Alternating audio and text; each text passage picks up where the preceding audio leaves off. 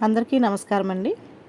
ఈరోజు మనం 1993వ సంవత్సరంలోని చందమామ కథల పుస్తకంలోని 1116 అనే కథ గురించి చెప్పుకుందాం. ఈ కథ రచించింది మాచిరాజు కామేశ్వరరావు గారు. అనురాధ తల్లి చిన్నతనంలోనే చనిపోయింది.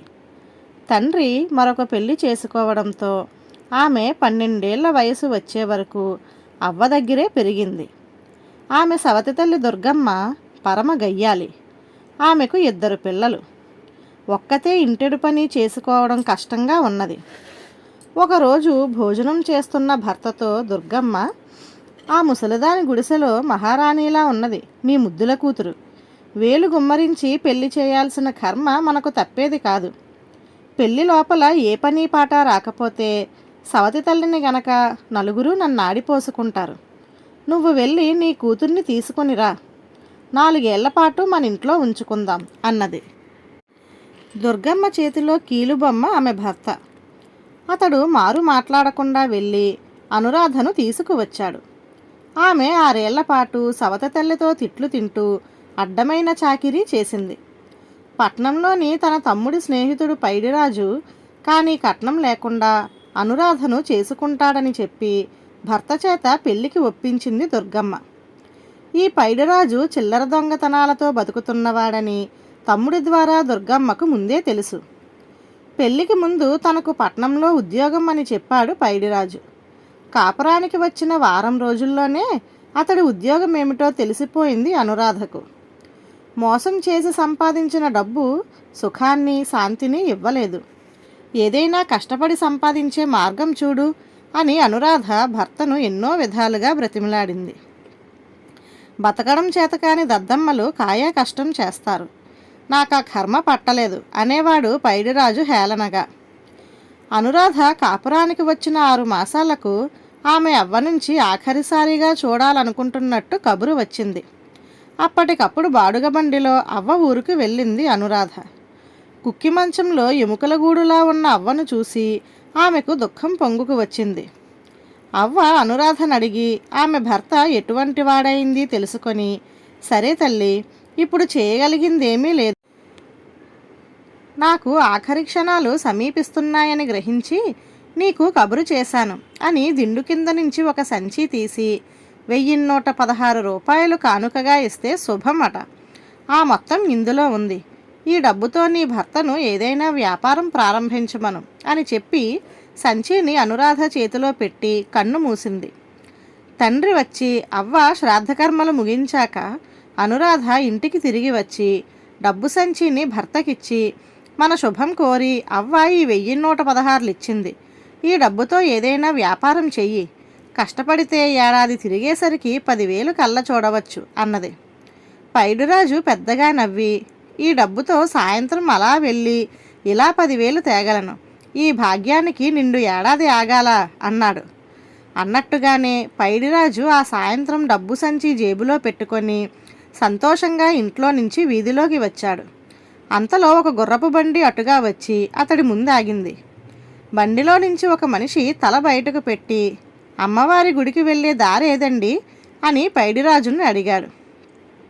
ఇంకా చాలా దూరం వెళ్ళాలి, ఈ లోపల బోలెడు మలుపులు అన్నాడు పైడిరాజు. మీరు అటే వెళ్తున్నట్టయితే వచ్చి బండి ఎక్కండి. బండతనికి నాకు కూడా ఊరు కొత్త అన్నాడు బండిలో మనిషి.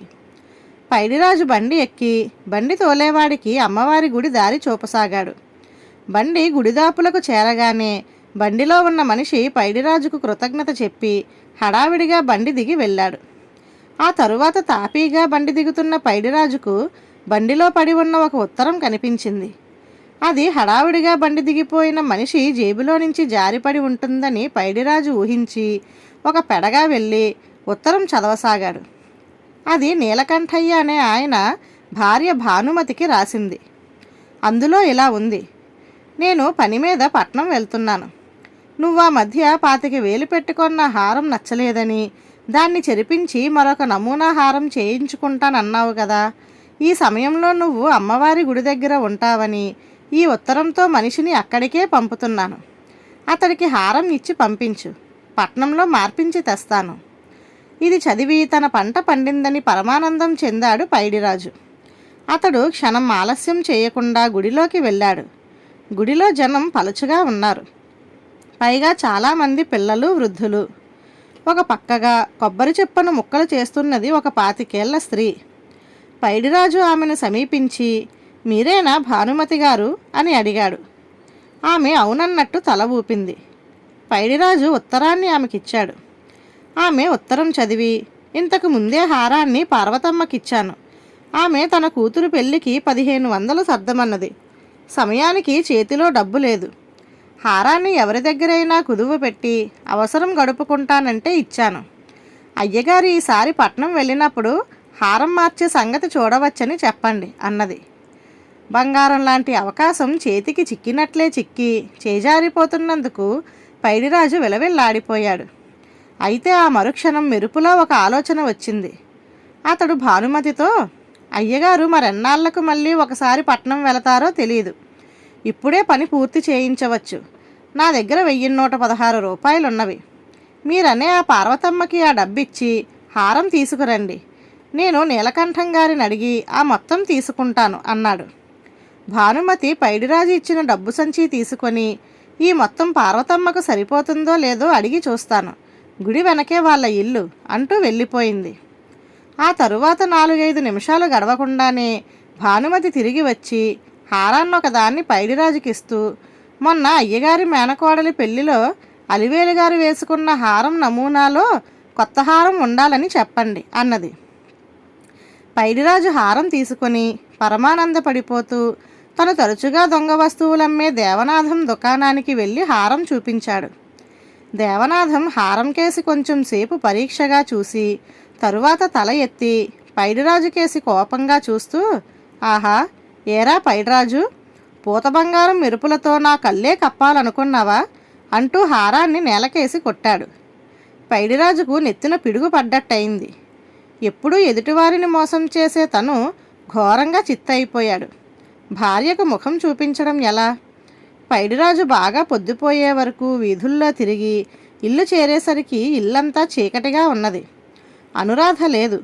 అతడు దీపం వెలిగించగానే బల్ల మీద అనురాధ వదిలిపోయిన ఉత్తరం కంటపడింది.